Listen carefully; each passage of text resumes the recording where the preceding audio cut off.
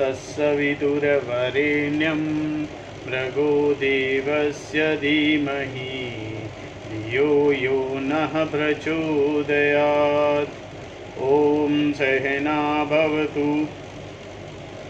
सहनौ भुनक्तु सह वीर्यं करवावहै तेजस्विनावधीतमस्तु मा विद्विषावहैः। ॐ शान्ति शान्ति शान्तिः।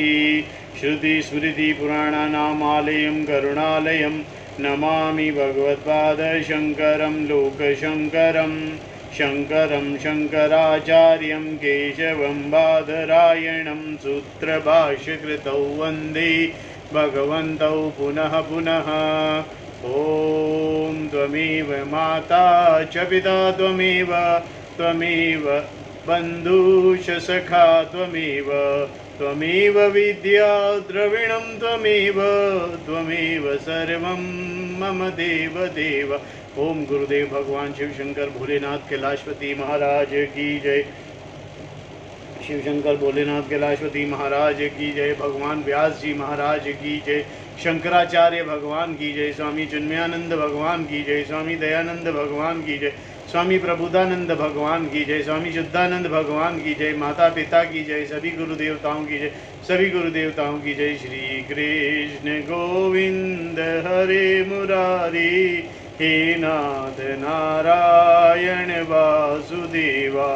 श्री कृष्ण गोविंद हरे मुरारी हे नाथ नारायण वासुदेवा। ओम। Shrimad Bhagavat Gita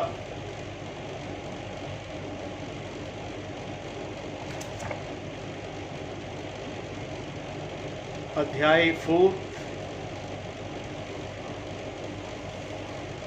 and we have to see verse number 9. Yesterday we had seen verse number 8.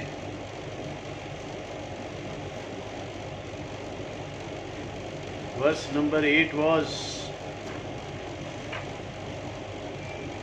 परित्राणाय साधूनां विनाशाय च दुष्कृतां धर्म संस्थापनार्थाय संभवामि युगे युगे।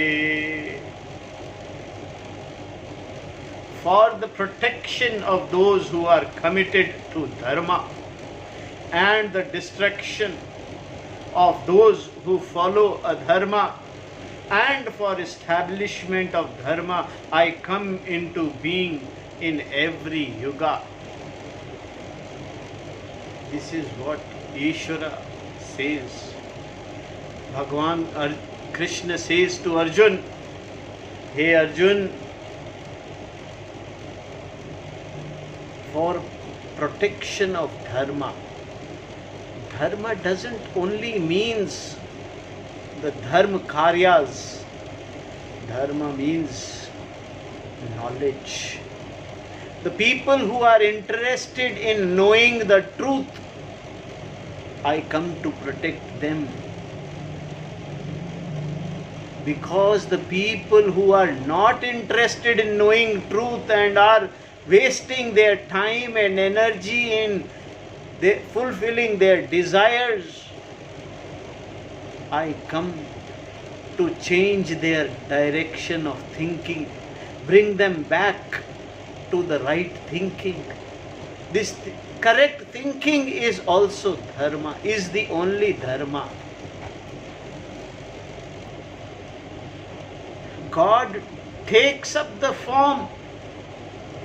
Ishvara takes up the form to correct the thinking of the people who are not thinking in the right direction, the direction to know the self. The people who are not using their brains in the correct direction, who are not using their dharmas,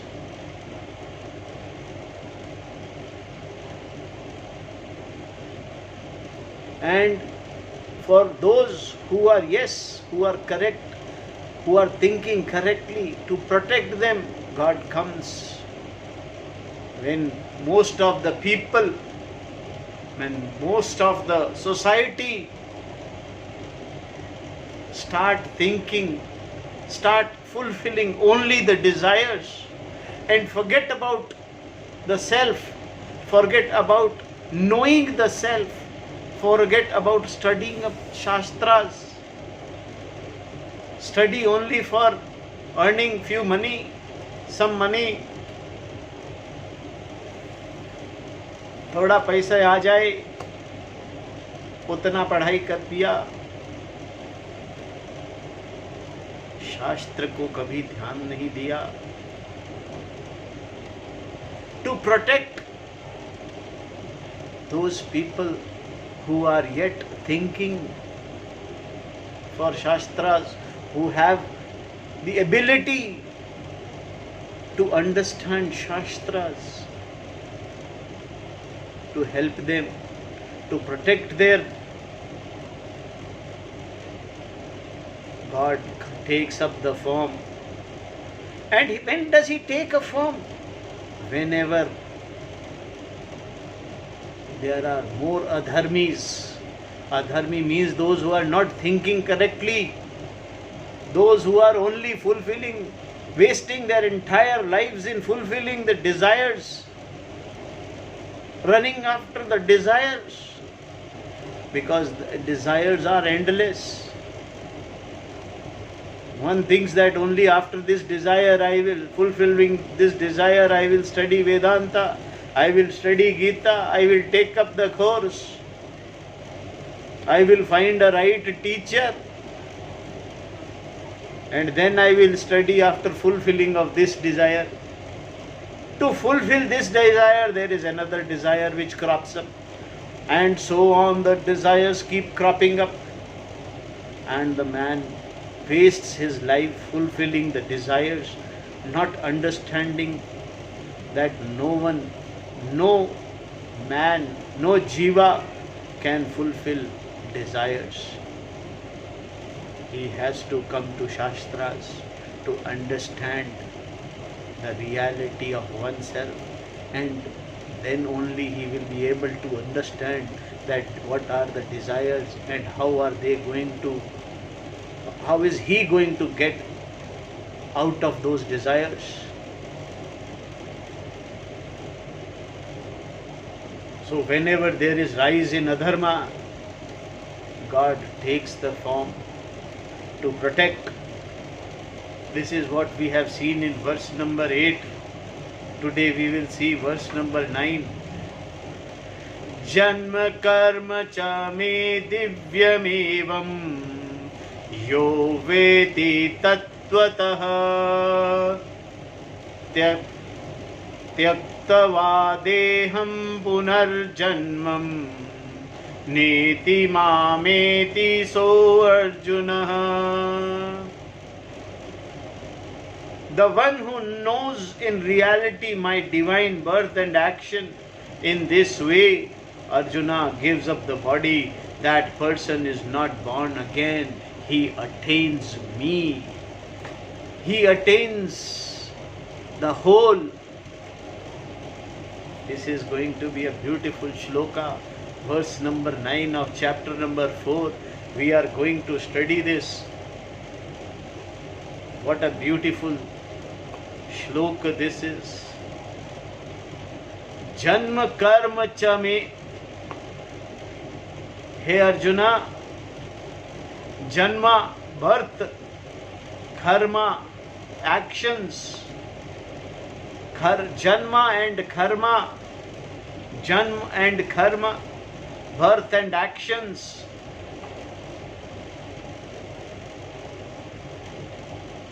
Divyam, divine. Yah, the one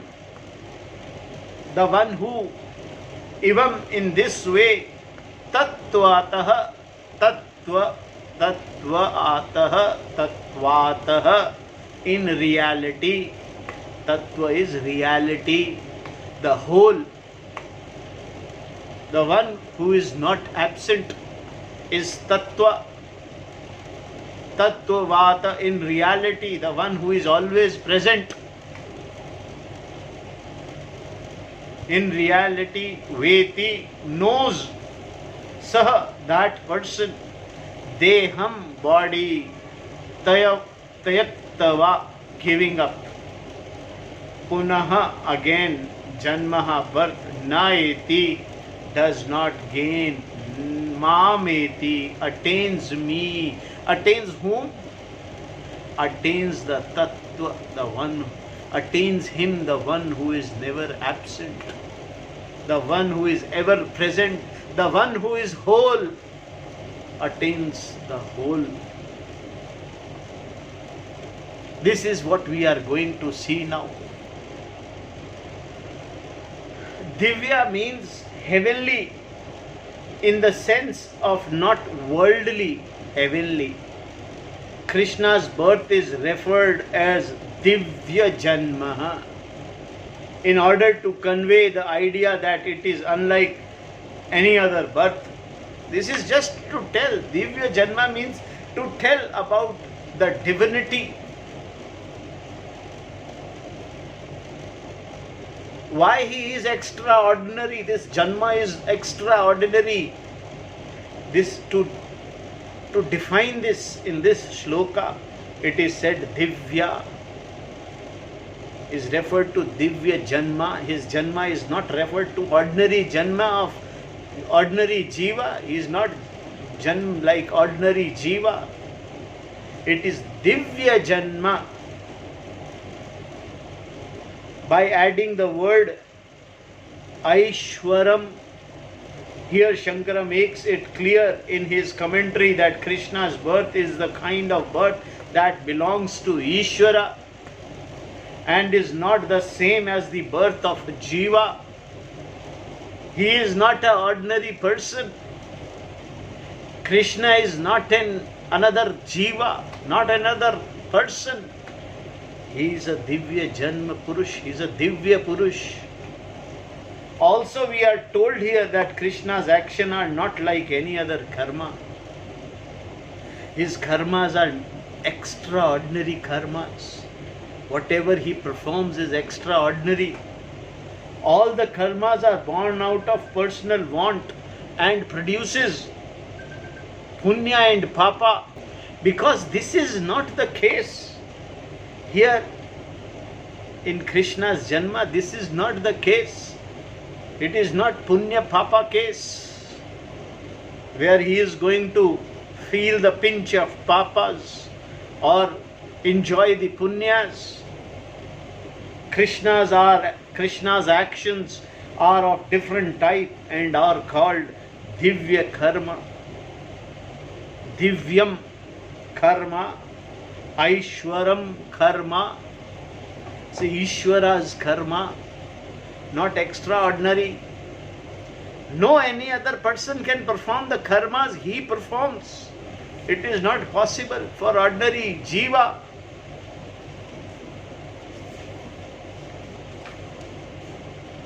The subject of the verse is the one who knows Yahaveti, the truth about Krishna's peculiar birth and karma. This person knows them as they are in reality. Tattvata veti. Tattvata veti. One who knows this truth very clearly does not look upon Krishna as just another person. One who is born, who is different from the world, or who comes and goes. This person sees Krishna's birth and action as they are in reality. See, a Jnani only can understand this. The one who has knowledge, the one who has his Antakarana Shuddhi done, and whose Vivekas are right there, who has a Viveka Buddhi, will understand Krishna's Janma is not an ordinary Janma. He is an extraordinary person. He is Ishvara himself, the one who knows him as Ishvara. And his whatever the karma Krishna performs as karmas are extraordinary, are divya karmas, are aishwarya karmas. The one who knows this in reality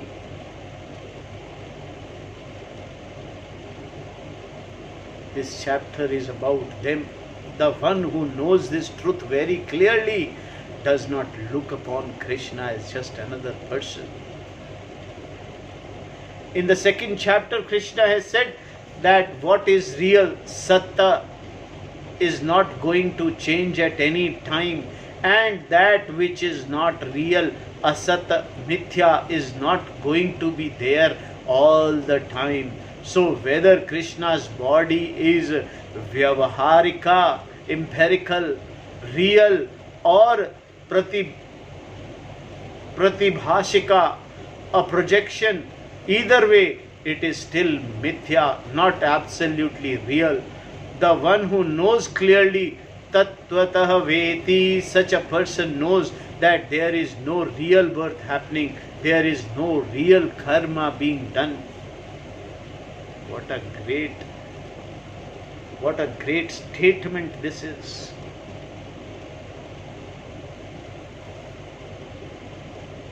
Krishna performs the karma not as being done by him.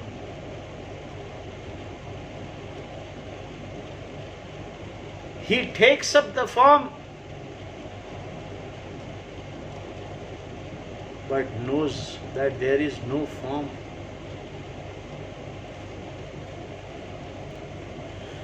The one who knows this reality, that Krishna, Ishvara, is not other than oneself, and that I am that Parameshwara, is a Jnani. The one who knows this fact, what a great fact this is. Such a person knowing this, having given up the physical body, that is when person dies, does not gain birth again. To know Ishvara is to know that the Satya, the reality, that which always is, Sat is Atma.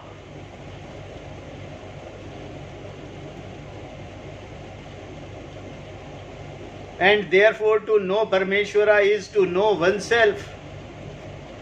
In fact, to know oneself is the only way to know Parameshwara, Brahman. This is how a person is liberated. While living, the person gains self-knowledge, which is moksha, after which there is no further birth for a person. The jivatva is gone and the person is called Jivan Mukta, meaning liberated while living. Knowing that one is not a karta, the Jivan Mukta, who is a Jnani, has no karma and therefore no punya or papa to initiate another birth. Only when one takes oneself to be the doer can there be action that leads to further future births. What a great knowledge this is.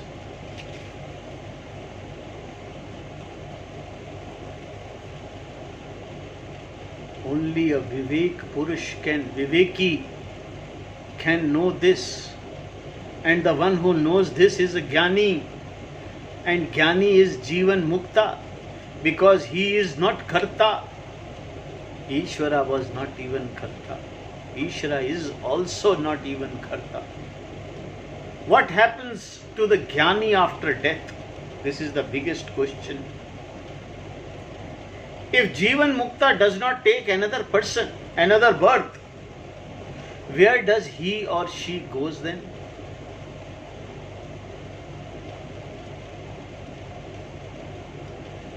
भाई जो ज्ञानी हो जाते हैं उनका फिर दोबारा जन्म नहीं होता, तो वो जाते कहाँ हैं? Does a Jnani become permanently lodged somewhere? क्या वो ज्ञानी कहीं बहुत बढ़िया स्टेशन बना हुआ है, उस स्टेशन पर, हिल स्टेशन पे जाके रहने लगते हैं? This question is based, of course, on the assumption that if the Jivan Mukta is not subject to rebirth, he or she must be somewhere else.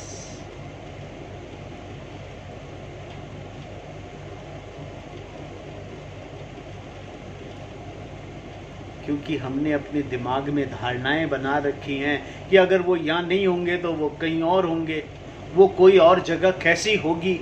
स्वर्गलोक होगा, सत्यलोक होगा, ब्रह्मलोक होगा, या कोई हिल स्टेशन होगा, कश्मीर की वादियां होगी, शिमला की वादियां होंगी। In response to this question, Krishna says, that person becomes myself, sah mama iti. The jiva is gone, Ishwar as everything remains. The jivatvam, jiva is gone, there is no jiva. A jnani, when a jnani leaves this form after his prarabdha karmas are over, when a jnani leaves the form, he becomes one with the Ishvara. Only Ishvara is left. Rest, all is error is gone. There is no error. When you come to know that there is no snake, it is a rajju, then all the error, the dar that was from the snake is gone. The dar is gone. Only the dar is gone. Nothing else is gone. What you were seeing as snake is still there. Because of the correction of error, the dar is gone. The error is corrected. There is no error now. So is with the jnani. There is no error. There is no jivatvam. The jiva is gone. Only Ishvara. Only Ishvara is there. There is nothing else. There is nothing else other than Ishvara. Oh Lord, there is nothing other than you.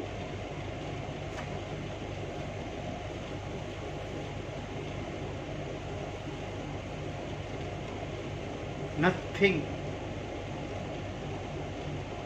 There is nothing other than you. The error should be corrected.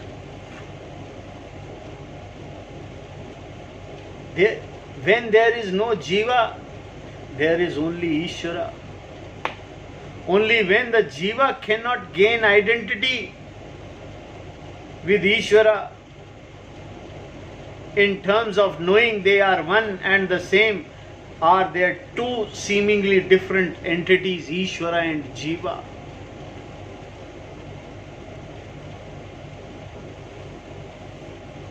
When there is error in the thinking,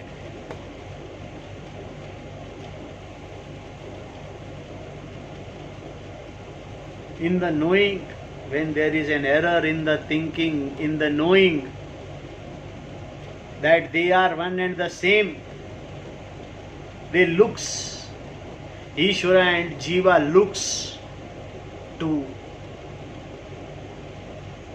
when the error is corrected,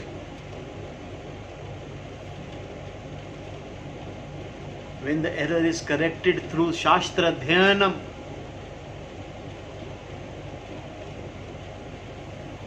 the jiva goes where? It goes nowhere, because he was never there. अरे सांप वहां था थोड़ी जो कहीं चला जाएगा, वहां सांप था ही नहीं। ईश्वर है, सिर्फ ईश्वर। जीव था ही नहीं, न जीव आया था न गया था, जीव न है,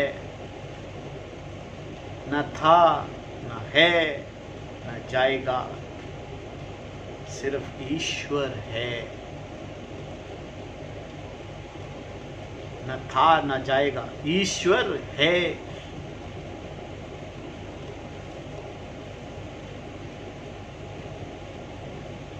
The one who is without absence, the one who is ever present, the one who is ever present is there. Nothing else is there.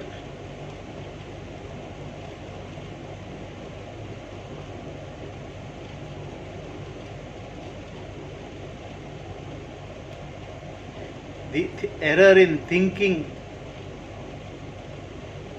makes the division. This division is due to the thinking, error in thinking.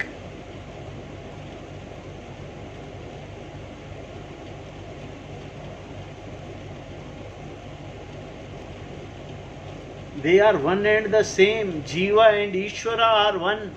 There is no second to it. There is nothing second to Ishvara.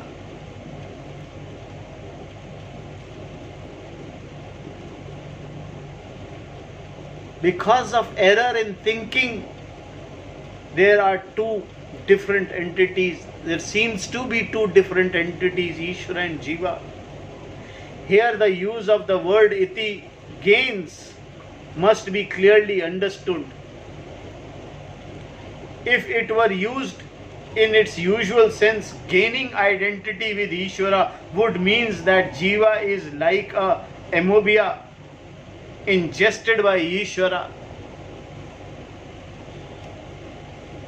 But in reality, if the Jiva is false entity and one understands the nature of oneself, then there is no Jiva at all. No individual separate from Ishvara, for all that is there is Ishvara.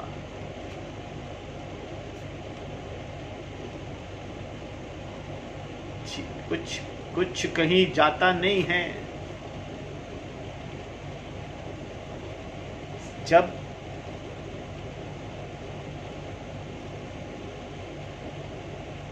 सोचने की शक्ति correct हो जाती है, when thinking, the error in thinking gets corrected, that there is no snake, so it is not like snake has gone somewhere or it has become rope. It doesn't become rope. Snake doesn't become rope. The Jiva doesn't become Ishvara. There is no becoming.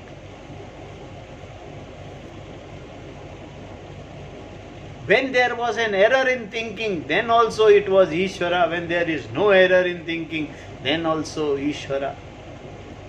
Only God is there.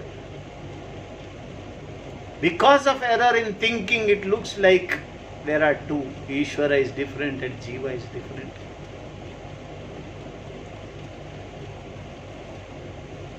This is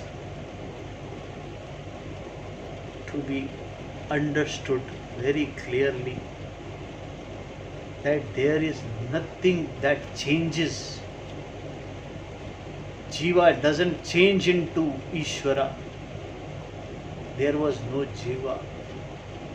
So it doesn't go somewhere and stays in some Uttarkashi or Gangotri, Badrikashram.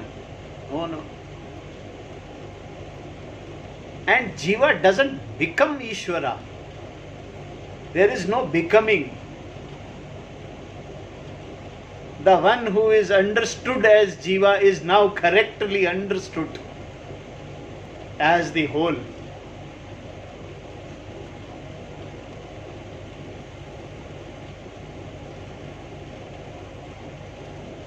The Jiva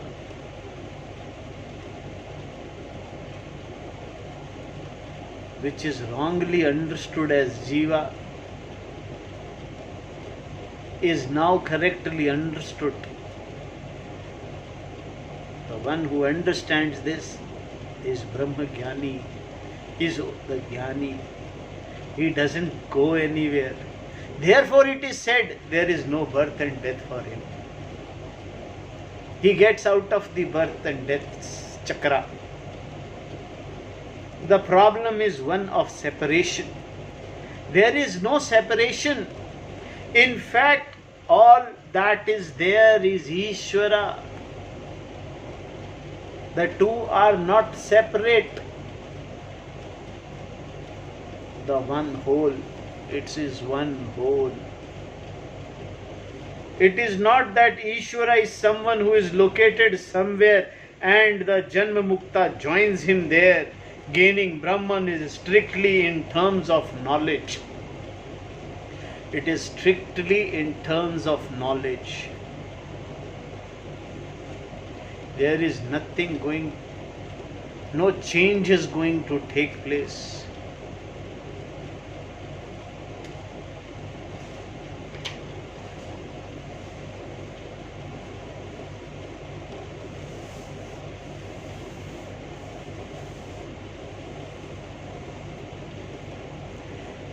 Krishna makes use of Arjuna's question, how could you have given this knowledge to Vivasvana in the beginning to reveal the nature of Atma, the cause of grief, and how one can cross over it is the subject matter of the Gita. Although Krishna discusses many topics, he unfolds the subject matter is one continuous flow. The whole subject matter is in one continuous flow like a river. From Gangotri to the ocean. Here, having answered Arjuna's most recent question, Krishna once again picks up the thread. Your grief for those who should not be grieved, asocyan, anavasochyatvam, and continues. In this verse, Krishna has given Arjuna almost the entire knowledge. Then again Krishna starts, purified by the discipline of knowledge, many have come back to my nature. Verse number 10, the God says,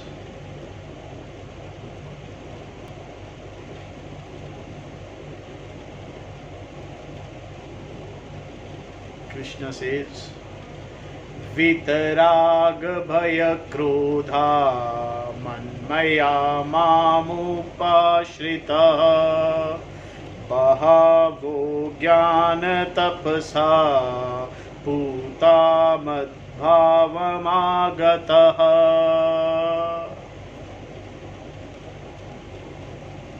Vitarag bhaya krodha, जिनके राग भय क्रोध सर्वथा नष्ट हो गए, free from craving, fear and anger, man maya totally resolve in me, mama upashritah taking refuge in me, jana tapasa by the discipline of knowledge. See, all knowledge is a disciplined knowledge.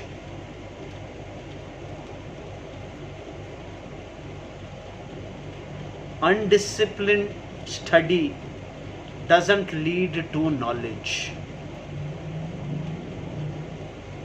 कहीं से कोई श्लोक उठाया, पढ़ लिया, समझ लिया, will not lead to you to the knowledge. Please understand this.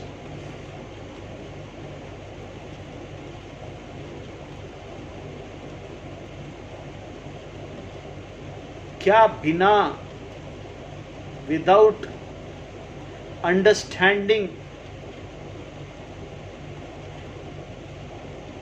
the numbers 1, 2, 3, 4, 5, 6, 7, 8, 9 till 100 and beyond. Without understanding these numbers, without understanding how to add the numbers, without understanding how to subtract the numbers, without understanding how to multiply numbers, without understanding the tables. Do you know the tables? 2 tens are 2, 2 twos are 4, 2 threes are 6. Then there are tables of 3, 4, 6, 12, 11 and so on. All these tables, I remember, we were supposed to learn them by heart. Without understanding these, without knowing these tables, without understanding the division, the rules of division, without understanding the rules of odd and even, can we solve the big problems of finding interests, compound interests, or other problems of mathematics? Can we go on to solve calculus or algebra? Or can we solve some geometrical theorems? Is it possible? Or can you please take up one of the theorem or one of the algebraic expression and explain without knowing the basic mathematics? Is it possible?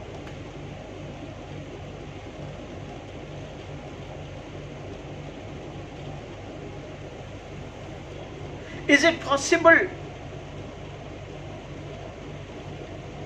to construct an essay without knowing grammar or without even knowing the alphabets, without knowing how to construct a sentence? Can anyone construct the whole essay? Is it possible? No, it is not possible. You have to go through the discipline study right from class 1, 2, 3, 4 to 12 and then to college. Can anyone get admission in college straight away? Is it possible to get admission in college straight away without clearing the 10th board exam or 12th board exam? Is it possible to do MBBS without qualifying class 12th? No. If this basic education is not possible, then how do you think Shastras or Gyan is possible without disciplined knowledge? Studying it right from beginning is the discipline. It is necessary from a right person, right teacher.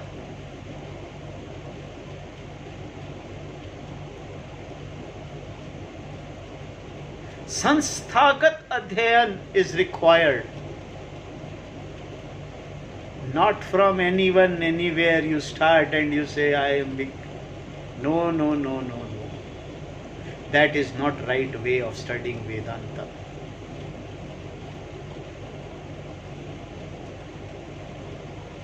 It takes time. It takes mind to develop, to understand.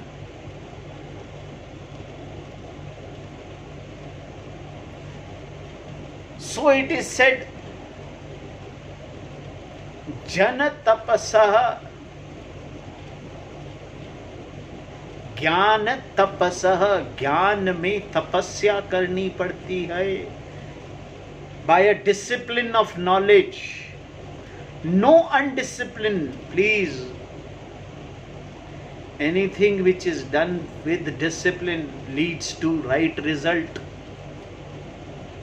If you are traveling to Mumbai, then you have to travel in discipline.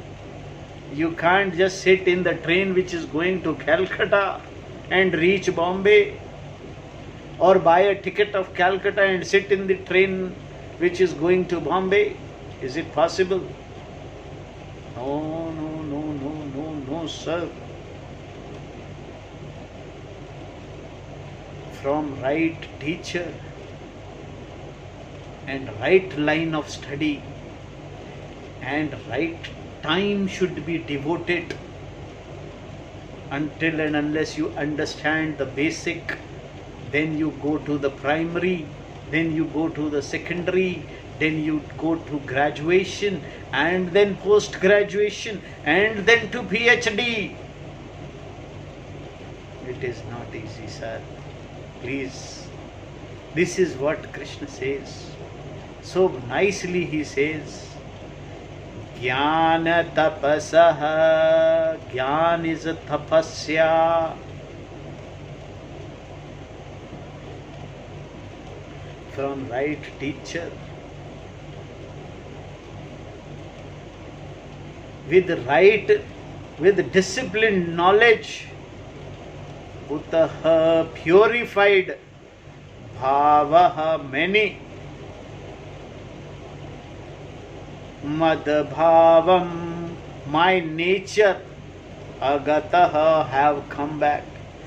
Free from craving fear and anger. Totally resolved in me.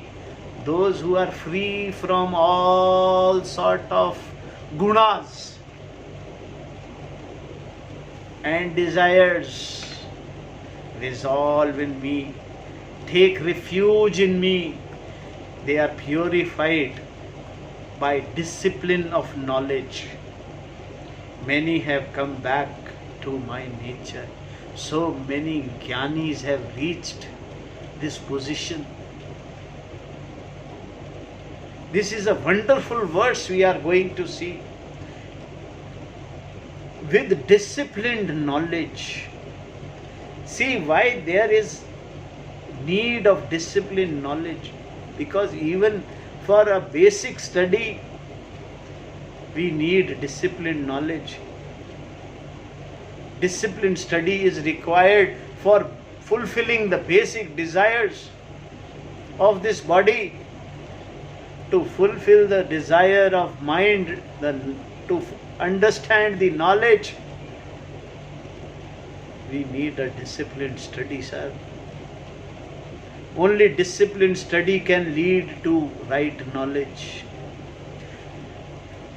And then through right disciplined knowledge, many have come back, many have reached back to his nature, back to their nature, or back to Ishvara. This is what we will see in our next chapter, next verse. Om Purnamadaha Purnamidam Purnad Purnamudashyate Purnasya Purnamadaya Purnameva Vasishyate. Om Shanti Shanti Shanti. Om Gurubhyo Namaha. Om Tat Sat. Harihi Om Tat Sat. We'll tomorrow see verse number 10, which is going to take little time. Till then, enjoy. Harihi Om Tat